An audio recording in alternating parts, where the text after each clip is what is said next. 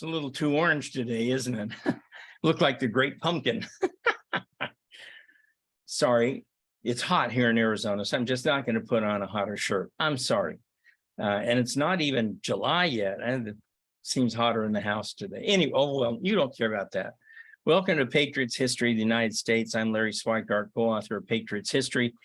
As always, reading to you from Patriot's History of the United States. And our last episode, we just finished the American Revolution. So we're going to start chapter 4 now, which is A Nation of Law, where we look at the Articles of Confederation and the Constitution. Ultimately, we'll get there. Reminder, this is brought to you by Patriot's History of the United States and by wildworldofhistory.com, where you can find full curriculum for Patriot's History in a U.S. course, year-long course, has teacher guide, student guide tests, built-in AP track, and me teaching all lessons in full video with maps and images and the whole ball of wax. And we have a world history course, starts at 1775, and it goes up to the present again, this time with 15 lessons and 15 videos. Some of the lessons are much bigger than the 22 lessons in Patriot's History. Also remember at the Wild World of History to check out the trailer of Patriot's History. I want to turn this into a video like John Adams, The Men Who Built America, The Chosen. Help me out. Watch the trailer and buy Larry a coffee. $5. If you want to buy me more than that and really get into the film, love it. I appreciate it. Help me out. All right, let's get started. As always, I am reading from the 15th anniversary edition of Patriot's History of the United States. If you have an earlier edition, the headers should all line up, but sometimes the page numbers will not line up. So just find the header and kind of figure out where we are from there. So I'm starting with chapter 4 on page 96, A Nation of Law, and the first header is Inventing America. Gary Wills aptly described the early revolutionaries' efforts at making new governments as inventing America. Alexander Hamilton biographer Ron Chernow noted that the revolution, quote, had produced an insatiable need for thinkers who could generate ideas and wordsmiths who could lucidly expound them, providing, quote, an incalculable tonic for the founding generation. Yet now, having drunk the tonic, who could apply those ideas in practical construct that would effectively govern the nation? Who could encapsulate such ideas in a way that the freedoms gained in the blood would not be lost in ink? Jefferson's Declaration wiped the slate clean, providing the new nation's leaders with tremendous opportunities to experiment in the creation of the republic. Yet these opportunities were fraught with dangers and uncertainties. The revolutionary Whigs might fail, just as the Roundheads had failed in the English Civil War, and just as the Jacobins in France would soon fail in their own revolution. Liberty, once gained through the bayonet, had to be preserved through the ballot. Instead, these founding brothers succeeded. The story of how they invented America is crucial to understanding the government that has served the United States for more than 200 years, and more broadly, the growth of the Republican institutions in Western civilization. John Adams knew the opportunities and perils posed by the separation from England and the formation of a new government, noting that he and his contemporaries had been, quote, thrown into existence at a period when the greatest philosophers and lawgivers of antiquity would have wished to live. A period when a coincidence of circumstances has afforded to the 13 colonies an opportunity of beginning government anew from the foundation. Contrary to popular belief, America's federal constitution was not an immediate and inevitable result of the spirit of 1776. Indeed, briefly, in March 1783, some question existed about whether an army mutiny overpay might not result in either a military coup or Washington relenting to pressures to, quote, take the crown, as one colonel urged him to do. Instead, Washington met with the ringleaders, and while putting on his eyeglasses, shattered their hostility by explaining that he had, quote, not only grown gray, but almost blind in the service of my country. Their resistance melted, as did the neonatal movement to make him king, though the regal bearing stayed draped over him until the end. As late as 1790, Franklin observed of Washington's walking stick, quote, if it were a scepter, he would have merited it. More than anyone, Washington knew that he had helped found a republic, and for that reason, if no other, his presence at the Continental Convention, the Constitutional Convention, was important, if not necessary. Washington's actions aside, the story of the drafting and ratification of the federal Constitution was not one of chaos and patriots to the rescue, with wise Federalists saving the nation from anarchy and disarray under the Articles of Confederation. Rather, a complex story emerges, one that contained the origins of political parties in the United States and the adoption of the legal basis of Republican government. So as always, we're going to skip down past the timeline. I don't ever read the timeline. Next header, highways and wolves.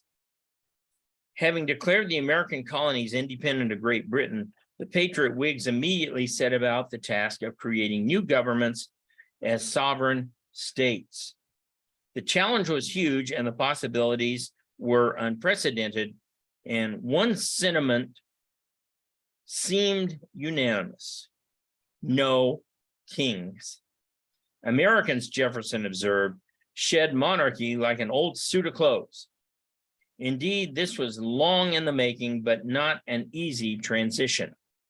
Thomas Paine was one of the first to introduce, quote, a Hebraic strand of English republicanism that positioned the revolutionary anti-monarchical movement as emanating from the Hebrew prophets, who represented a balance of power to the kings, who themselves were not divine, much less God himself.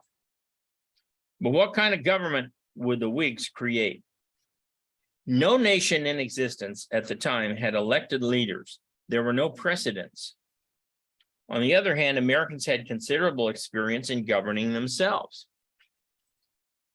and they possessed a vast arsenal of ideas about the proper forms and the nature of government. Governing a nation, however, was different.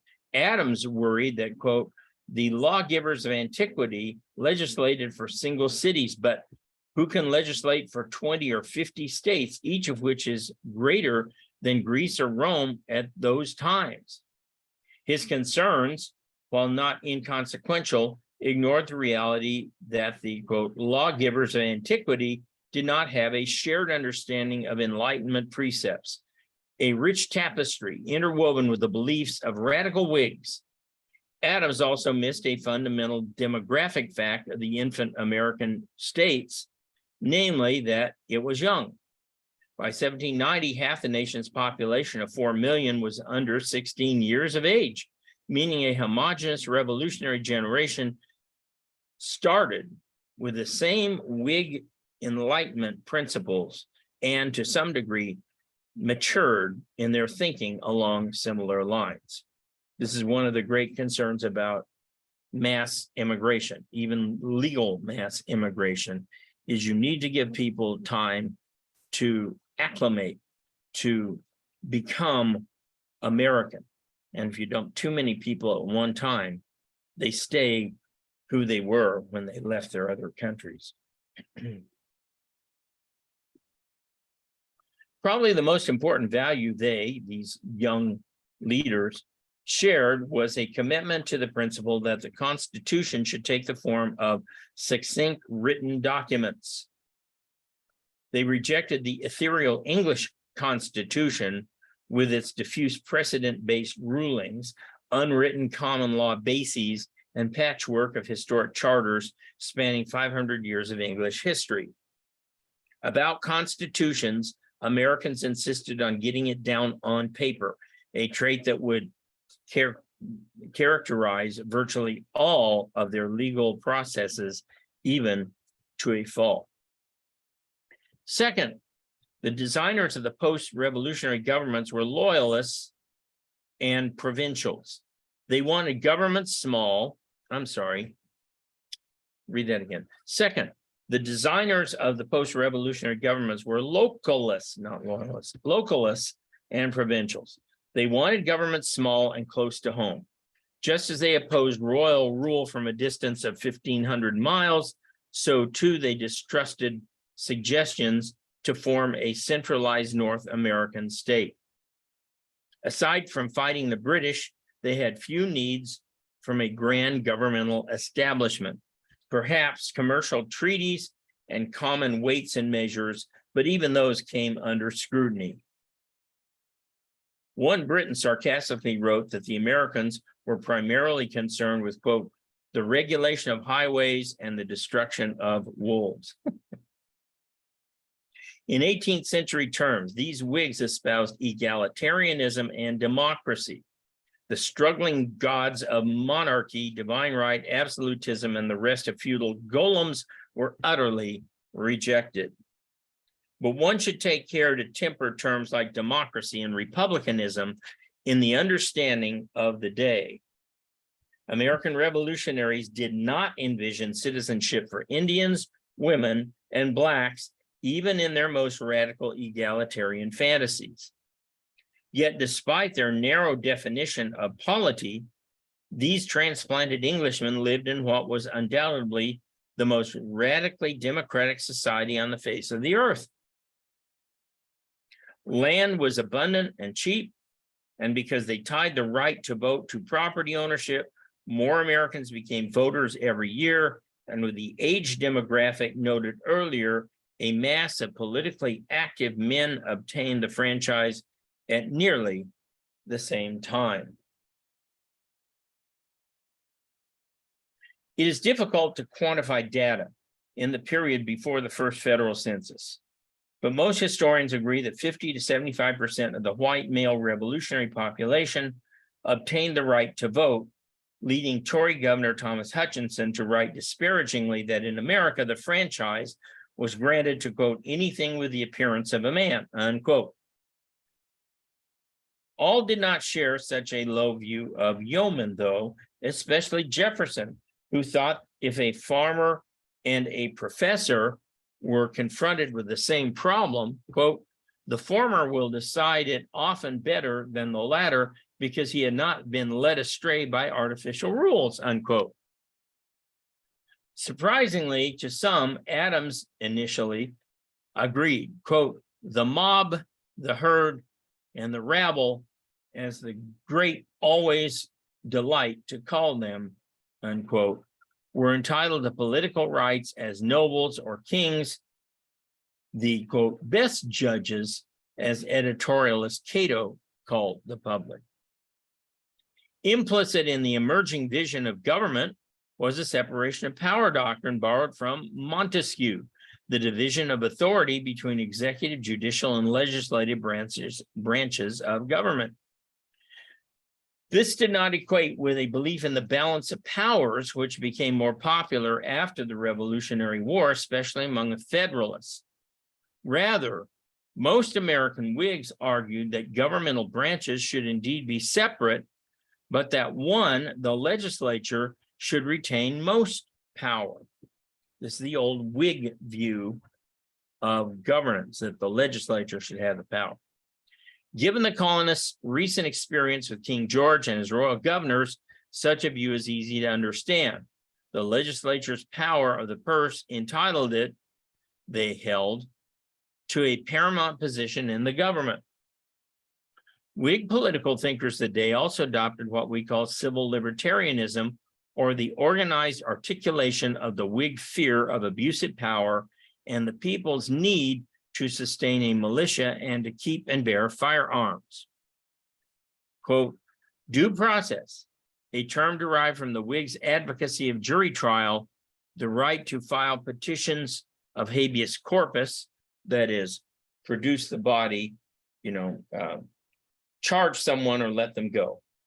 You can't just hold somebody in a dungeon forever, as has happened with the January 6th political prisoners. I call it Patriot Day political prisoners. Opposition of cruel and unusual punishment all flowed from this concern for government's capacity for abuse.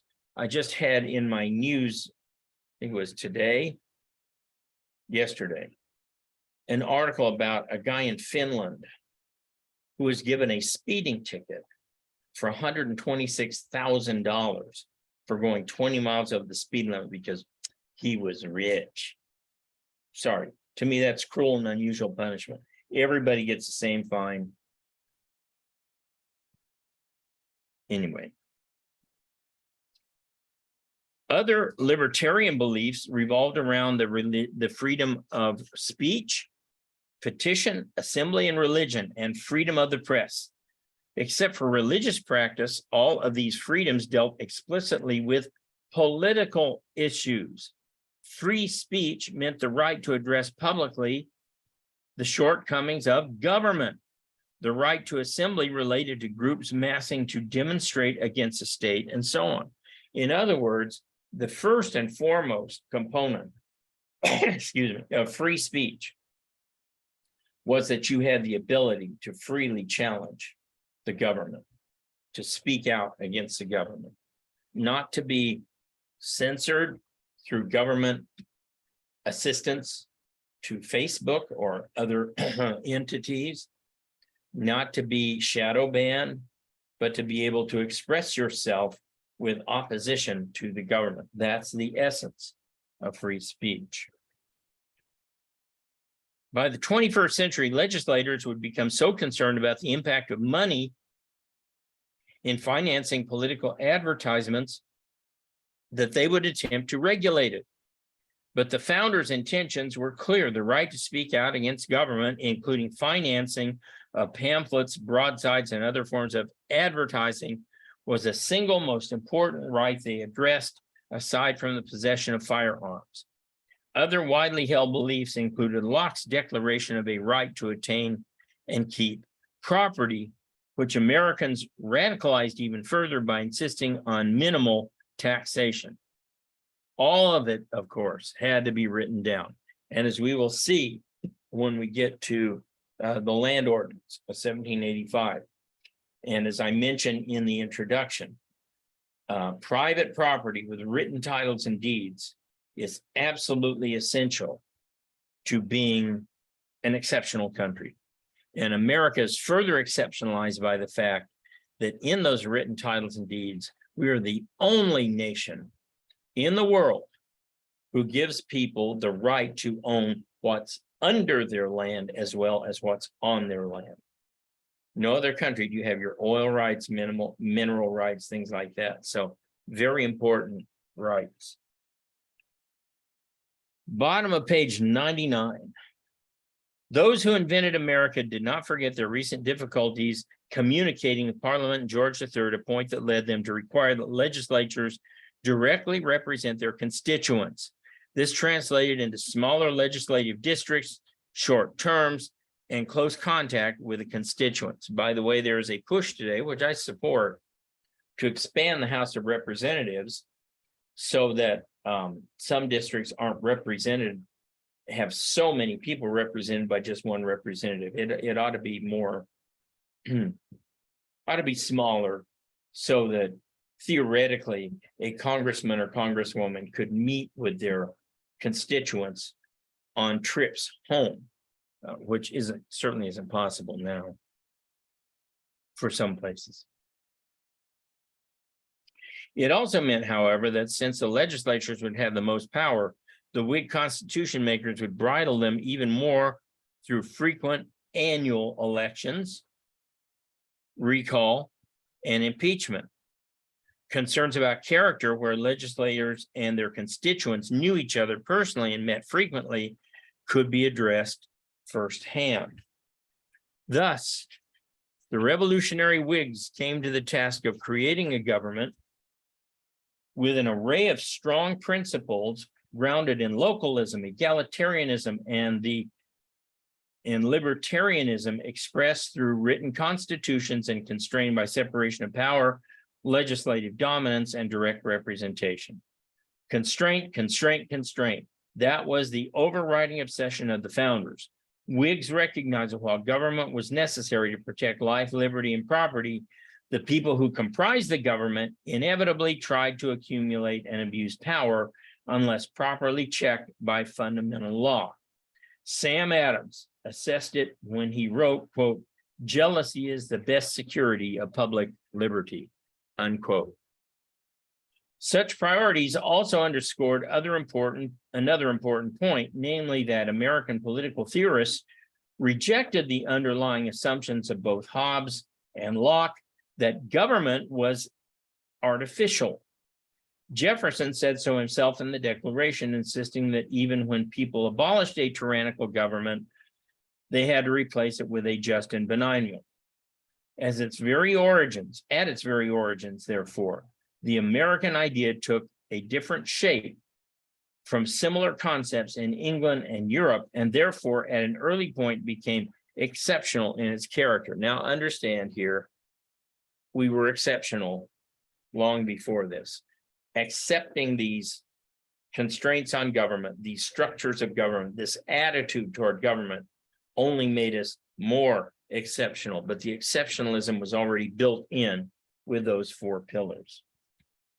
In part, the direction of the young republic took the turn that it did precisely because the hands at the tiller were those of revolutionary liberals who shared the basic Whig assumptions, and their dominance in turn had in part arisen from the departure of more conservative pro-monarchy voices that found remaining in the new nation untenable. The flight of the loyalists to Canada and England played no small role in guaranteeing one type of consensus at the deliberating bodies that produced the subsequent state and federal constitutions. So I'm going to stop there, but you see what's happening. The fact that all these guys were so young and that they all matured into political maturity at about the same time, they all shared these same Whig beliefs in constraining government, in dividing authority, in doing everything you could to make sure that government was not a tyranny. That solidified what would become a fantastic constitutional system. All right, I will see you guys back here Monday. Don't forget to check into wildworldhistory.com. I've started a whole new VIP series called Integrity, and we're starting with Winston Churchill, and we'll soon do people like George Washington and other people like that. And don't forget that I'm trying to make Patriots history into a video like John Adams, Sons of Liberty. I need your help. So look at the link there for the trailer for Patriots history. It's a fantastic trailer. Music by Michael W. Smith. It's amazing. And if you like it, buy me a coffee, buy me 10 coffees. Let's get this thing made.